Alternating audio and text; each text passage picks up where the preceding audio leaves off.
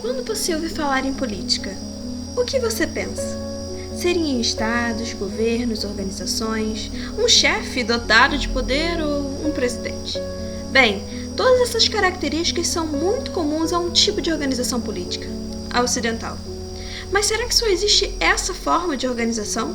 Não haveriam outros modelos a serem seguidos? Os povos das terras baixas da América do Sul, os ameríndios, possuem uma organização bem diferente da que conhecemos.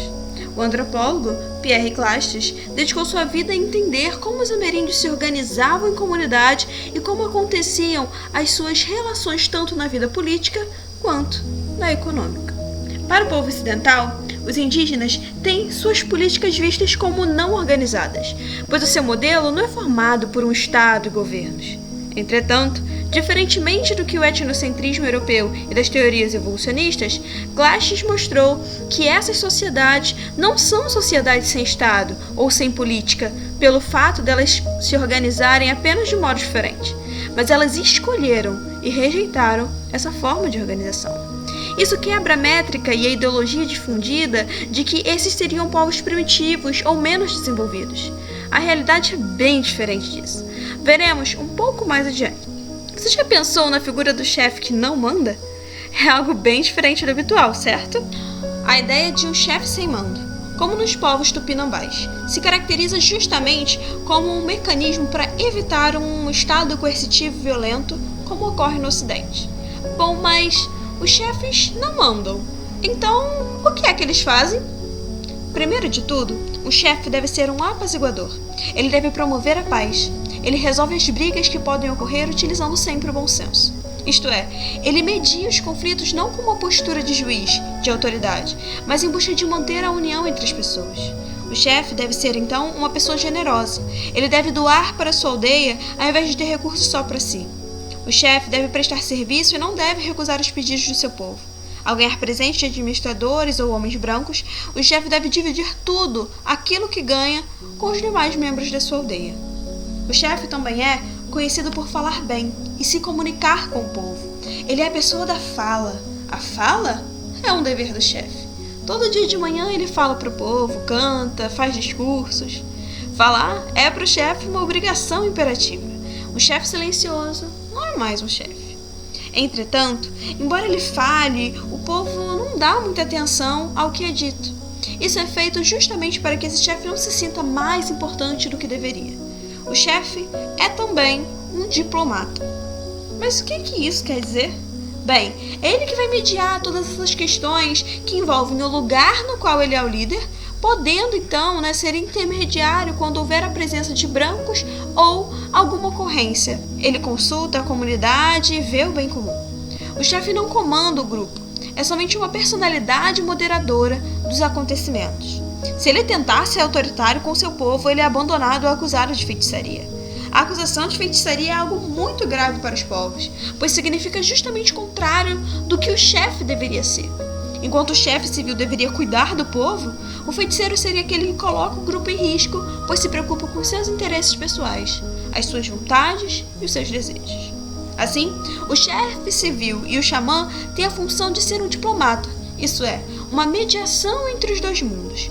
Enquanto o civil se lança nas inter-relações com outros povos indígenas ou com os homens brancos, o xamã tem o mesmo papel, só que com espíritos, com esses outros mundos. Desse modo, o chefe civil tem o papel de receber os outros povos, e ao fazer isso ele está representando o seu próprio povo, nunca falando por si só. O chefe deve estar o tempo todo a serviço de seu povo, e nunca ao contrário. Desse modo, o líder é uma espécie de funcionário de todo o povo que o cerca. Existe um outro tipo de chefe nessas sociedades. É o chefe guerreiro, aquele que vai para as guerras. Esse é o único momento que existe alguma espécie de autoridade. Mas mesmo assim, logo que acabam as guerras, essa autoridade ela é esquecida. Esse lugar é esquecido.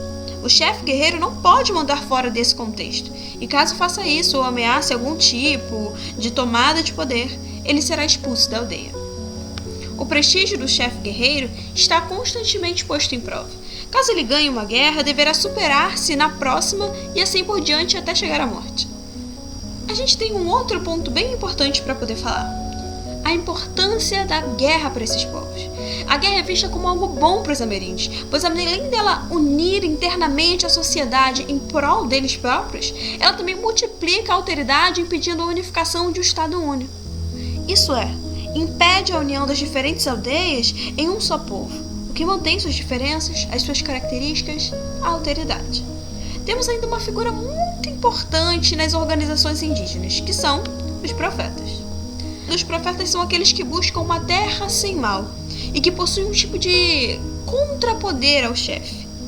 O que poderia causar o mal? Justamente o aumento de poder do chefe. Por isso, quando dissemos anteriormente sobre as acusações referentes às feitiçarias, essas acusações geralmente são feitas pelos profetas, pois eles atuam contra o chefe quando necessário. Eles mobilizam argumentações e multidões através de seu discurso sagrado. Diante de tudo isso, podemos perceber que os povos ameríndios não são povos sem Estado, como dita o Ocidente, mas são povos contra o Estado. Isso pode ser percebido por tudo que falamos aqui, desses diferentes mecanismos que impedem a existência de um Estado pautado pela coerção e pela posição de uma autoridade. Desse modo, ao pensarem nessas configurações, em como se daria as posições e situações que já presenciaram, os povos eles intuem o quanto seria maléfico para o povo essa organização coercitiva de um Estado, e por isso a rejeitam. Assim, podemos ver hoje muitas coisas e aprender sobre esse povo que se configura de uma forma diferente no Ocidente. E certamente entendemos que o pensamento ocidental, pautado em seu evolucionismo e etnocentrismo, cai no erro ao rotular os povos das terras baixas e da América do Sul como sem Estado ou sem política, já que eles possuem a sua própria filosofia política. Nesse momento, ficaremos por aqui. Então, até a próxima!